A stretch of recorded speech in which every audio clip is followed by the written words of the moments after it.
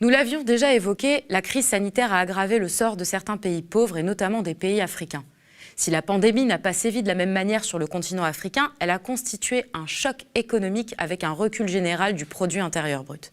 Comment sauver l'Afrique d'une crise économique qui annonce un immense recul du niveau de vie pour ses habitants? Emmanuel Macron, rappelant la politique du président américain Franklin Roosevelt au moment de la crise de 29 et de l'injection de crédits supplémentaires en plus d'un moratoire sur les dettes, a annoncé vouloir accompagner les États africains dans leur relance économique en déclarant notamment que, sans quoi nous laisserions le continent africain face à la pauvreté, face à la réduction des opportunités économiques, une migration subie et l'expansion du terrorisme.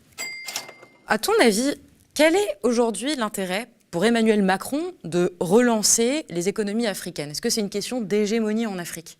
Je pense qu'il y a un intérêt clairement pour la France de ne pas laisser l'Afrique s'enfoncer dans la pauvreté. C'est plutôt une question économique qu'une question d'humanisme. La France a une grosse partie de ses multinationales qui produisent les biens primaires que sont l'énergie, les matières premières en Afrique.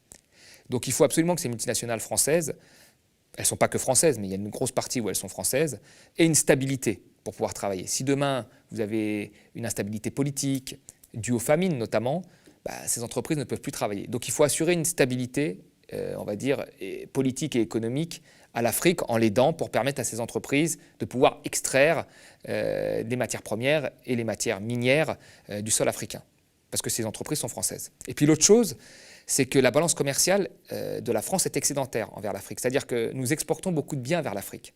Donc si l'Afrique n'a pas les moyens de nous les acheter, il y a moins d'exportation pour nos entreprises. Et s'il y a moins d'exportation, il y a moins de bénéfices. Donc le but en fait du maintien de l'Afrique dans une condition, on va dire, intermédiaire, c'est-à-dire qu'elle puisse acheter nos biens et qu'on puisse extraire ces matières premières, c'est la nécessité pour que notre économie fonctionne bien. Et c'est le but du sommet là en fait. Donc on va injecter quelques liquidités pour qu'elle aille un peu mieux, et pour qu'on puisse toujours commercer dans les deux sens avec elle. Mais aucunement, ce sommet n'a pour but de sortir l'Afrique de la pauvreté et de la mettre sur la voie du développement, parce que ni nos entreprises qui sont sur place, ni nos entreprises qui sont en France et qui exportent vers l'Afrique n'ont intérêt, in fine, à ce que l'Afrique s'en sorte mieux. Parce que si l'Afrique s'en sort mieux, il y a une partie de nos multinationales qui devront rentrer chez elles, et il y a une partie des biens qui seront produits directement en Afrique, et nos entreprises françaises n'auront pas besoin, ne pourront plus les exporter. Donc le but est toujours de maintenir l'Afrique dans une position plutôt intermédiaire, suffisante, qu'elle ne tombe pas dans le chaos, mais qu'elle ne se développe pas non plus. Et c'est un peu l'objet de ce sommet où on annule un petit peu de dette, où on donne un petit peu d'argent par-ci par-là, sans que ce soit un grand virage économique pour l'Afrique. Est-ce qu'aujourd'hui, l'Afrique elle a besoin d'une intervention de l'Occident sur son économie? Qu'est-ce qui l'empêche, en gros, de s'en sortir seule? Alors, déjà, ce qu'il faut globalement se développer quand on est un pays pauvre, dans une économie dans une économie mondiale où il y a déjà des pays développés, c'est très difficile. Surtout dans une économie mondiale où on prône à l'Organisation mondiale du commerce le libre-échange. C'est-à-dire qu'on ne peut pas vous apprendre à fabriquer des voitures si vous avez juste acheté des voitures à l'étranger. On ne peut pas vous apprendre à fabriquer, je sais pas moi, un bien produit fini quand il peut être produit ailleurs. Et donc ça met en fait tous ces pays dans une trappe à sous-développement. Ça, c'est une réalité. Donc c'est très difficile pour ces pays de se développer. Mais nous avons vu quand même ces derniers temps un certain nombre de pays qui étaient très pauvres, qui ont réussi à prendre la voie de l'émergence. Et elle s'est toujours faite en ayant une politique plus agressive que celle qui est faite en Afrique. Le Vietnam, par exemple, avait une politique, quand c'était un pays pauvre, très agressive. Enfin, les investissements directs étrangers ne venaient pas s'installer comme ça au Vietnam. Il y avait du pétrole au Vietnam, ça a mis un temps fou de négocier l'extraction de ce pétrole parce qu'il fallait reverser une partie à la région, mais aussi une partie au nord, et ainsi de suite. Et là, en Afrique, nous avons les contrats de partage de production qui sont les plus défavorables au pays. Donc il y a un problème quand même d'agressivité des dirigeants africains dans la négociation de l'extraction minière. Et puis après, il y a toute la question du financement et des plans d'ajustement structurel du FMI dont on va parler, qu'ont subi l'Afrique. L'Afrique a été un véritable laboratoire des politiques d'ajustement structurel du FMI avec des conséquences très négatives sur la lutte contre la pauvreté. Alors justement, en parlant du FMI, un membre de la diplomatie française a déclaré que, a priori, le FMI pourrait débloquer 34 milliards de dollars en droits de tirage spéciaux. Alors déjà, qu'est-ce que c'est exactement que les droits de tirage spéciaux et est-ce que ça annonce un plan de relance sur le continent africain? Alors les droits de tirage spéciaux, c'est une monnaie du FMI qu'on met à disposition des pays, voilà, pour leur balance des paiements, alors soit pour stabiliser leur monnaie, leur politique monétaire parfois, soit pour acheter des importations. Mais il ne faut pas penser que c'est de l'argent qui est donné gratuitement. Le FMI ne donne jamais de l'argent gratuitement, il faut l'avoir en tête. Le FMI a des objectifs politiques qui est de libéraliser l'économie. Donc cet argent est donné, mais souvent il est donné en échange de réformes à effectuer. Et les réformes, on les connaît. Ce sont des réformes, privatisation, etc. Et quand je disais que l'Afrique était le laboratoire des politiques libérales du FMI, il faut bien comprendre que je crois qu'il n'y a jamais eu autant de pays qui ont subi les politiques d'ajustement structurel du FMI, que nous avons découvert en Europe avec la Grèce notamment, dont nous connaissons aujourd'hui les effets pour les Grecs. Les pays africains ont subi massivement ce type de politique.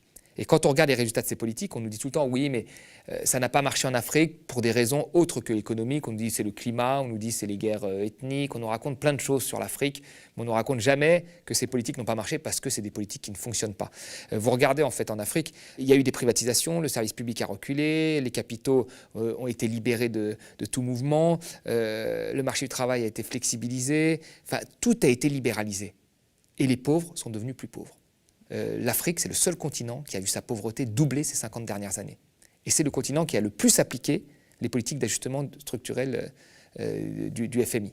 Donc il y a vraiment une conséquence entre... Donc quand le FMI prête de l'argent, il faut toujours se méfier. Et je veux dire aujourd'hui, sortir l'Afrique des politiques imposées par les bailleurs de fonds, moi je pense que c'est déjà une première étape pour que l'Afrique se développe. Je rappelle quand même quelques chiffres, c'est important. C'est que l'Afrique, entre 1950 et 1970, avait un taux de croissance plus élevé qu'à partir des années 80. Or, à partir des années 80, c'est là où on a appliqué massivement les politiques d'ajustement structurel en Afrique. Donc c'est très important de rappeler que quand le FMI intervient, ça ne se passe jamais bien. Et en 2000, je dis une dernière chose, en 2000, il y a eu un changement de politique dû à Stiglitz qui critiquait beaucoup le FMI et à la société civile qui a beaucoup manifesté contre ces plans d'ajustement structurel dans des ONG européennes, américaines, mais aussi africaines. Et on est passé à des documents stratégiques de pauvreté où c'était le pays qui devait rédiger contre-échange de fonds du FMI. Donc on est passé d'une situation où le FMI imposait à une situation où le FMI devenait un professeur et il notait les copies.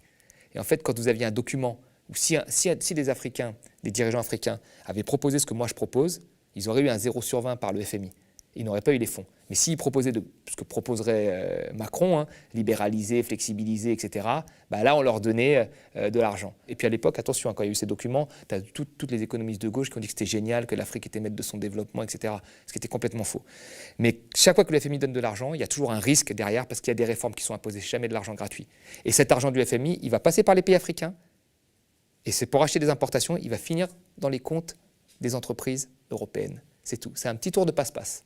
Alors, je voulais aussi revenir sur une déclaration de Bruno Le Maire, dont on regarde un petit extrait tout de suite. Ce qui sauvera l'économie africaine, j'en suis convaincu, c'est l'entrepreneuriat africain, c'est les PME africaines, c'est l'esprit d'entreprise qui anime beaucoup de jeunes dans les États africains. Et moi, je dois dire mon admiration pour tous ces jeunes entrepreneurs que je rencontre, toutes ces femmes entrepreneurs que je rencontre, parce qu'elles ont beaucoup de difficultés à lever les financements nécessaires. C'est cet esprit d'initiative et d'entreprise que nous voulons soutenir. Alors, pour Bruno Le Maire, les économies africaines sont un atout majeur et la jeunesse est habitée par l'envie d'entreprendre. Est-ce que le mythe de la Startup Nation, le mythe du business angel, est-ce que c'est vraiment ce qui habite l'Afrique? Et ces propos, est-ce qu'ils illustrent une vraie réalité? Là, on est toujours dans le même mythe, le mythe de l'esprit d'entreprise. En fait, si les Africains ne réussissent pas, c'est parce qu'ils n'ont pas l'esprit d'entreprise. Alors que nous, on l'a beaucoup en France et en Europe. C'est un peu ça. Alors ça montre une vraie méconnaissance, moi je trouve, des problèmes de l'Afrique et de l'Afrique en général. Alors, il a raison quand il dit qu'il y a beaucoup d'entrepreneurs en Afrique, mais il n'y a que ça. Tout le monde est entrepreneur de soi-même, c'est des entrepreneurs de survie. Vous avez des pays où 70% de la population vivent en auto-entrepreneur quasiment. C'est-à-dire que c'est des petits entrepreneurs de la vie quotidienne. Vous savez, quand vous avez des défaillances des institutions, des défaillances de marché, vous les comblez avec une forme d'entrepreneuriat privé de survie. C'est-à-dire que vous allez dans une administration, vous faites 3 heures de queue. Ben, vous avez des gens qui sont des gens qui se font payer pour faire la queue à votre place. C'est leur métier. Ils ont monté cette entreprise, ils disent tiens, il y a un problème, une défaillance, on attend 3 heures pour faire la queue. Moi, je vais créer mon entreprise, je fais la queue à ta place, tu me donnes de l'argent. Et donc tu fais la queue, l'autre il va au café, voilà. Vous avez des gens qui sont en même temps fonctionnaires, mais comme l'État a des retards de paiement parfois, ils montent leur petite entreprise pour faire du café devant le fond. Enfin, tous, ce sont des auto-entrepreneurs. Vous avez tous les métiers possibles et inimaginables qui ont été inventés en Afrique. Donc les gens, ce sont des entrepreneurs nés, beaucoup plus qu'en France. Ça, il faut dire la vérité. Le Bénin, par exemple, 70%, ce sont des auto-entrepreneurs. En France, les auto-entrepreneurs, c'est 5-6% à peine. Je veux dire, 50% de la population française, elle bosse dans des grandes entreprises intermédiaires de plus de 250 salariés. Donc l'Afrique, elle n'a pas besoin d'entrepreneurs. Elle en a déjà plein. Elle a besoin surtout d'industrie. C'est hyper paternaliste en plus de qualifier ces personnes qui survivent en tentant de pallier les défaillances du système de business angel ou d'auto-entrepreneur ou quoi que ce soit. Enfin, c'est différent d'un auto-entrepreneur français. Bien sûr, là, il y a un mythe du super-héros entrepreneur qui pourrait réussir seul. Mais quand vous regardez en Afrique, même quand vous regardez les plus grands chefs d'entreprise africains, c'est des gens qui sont extrêmement innovants, qui ont inventé des choses. Mais souvent, l'accès au financement, les banques n'ont jamais voulu leur prêter d'argent ou à des taux mirobolants. Donc c'est souvent des entreprises étrangères, par exemple comme Total, qui sont obligées d'investir dans des provisions d'investissement diversifiées, c'est obligatoire, et qui vont prendre le capital d'un start-upper, on va dire, ou d'un grand entrepreneur africain, et lui permettre d'avoir des fonds, et lui, il va s'enrichir. Mais voilà. Et vous avez après toute cette petite, tout le reste de la population qui est un entrepreneuriat de survie. Mais aujourd'hui, ce qui manque à l'Afrique, quand on regarde, l'Afrique, la plupart des biens qu'elle produit et qu'elle exporte, ce sont des biens primaires, c'est-à-dire des matières premières, de l'énergie. Et ces matières premières, cette énergie, elle n'arrive même pas à le transformer sur place. C'est-à-dire que par exemple, un pays comme le Congo, il exporte du pétrole, le pétrole est transformé en essence en France, et elle importe de l'essence. Alors elle pourrait transformer son pétrole en essence chez elle.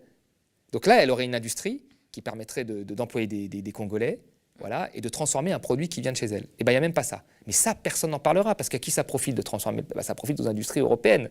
Donc personne ne dira, le problème de l'Afrique, c'est le franc CFA. Enfin, j'ai jamais vu, moi, un pays qui n'ait pas sa propre monnaie, qui ne soit pas souverain de sa propre monnaie. Quand un étudiant, quand Macron était en visite en Afrique, qu'il a tutoyé un président qui allait comme ça en disant qu'il allait réparer la clim, on s'en souvient, ça, en le tutoyant, reste ici, tu vas réparer la clim. Soit dit en passant, quelqu'un qui a vécu en Afrique sait qu'il y a quand même un respect des anciens qui est un peu plus élevé, on va dire, que chez nous.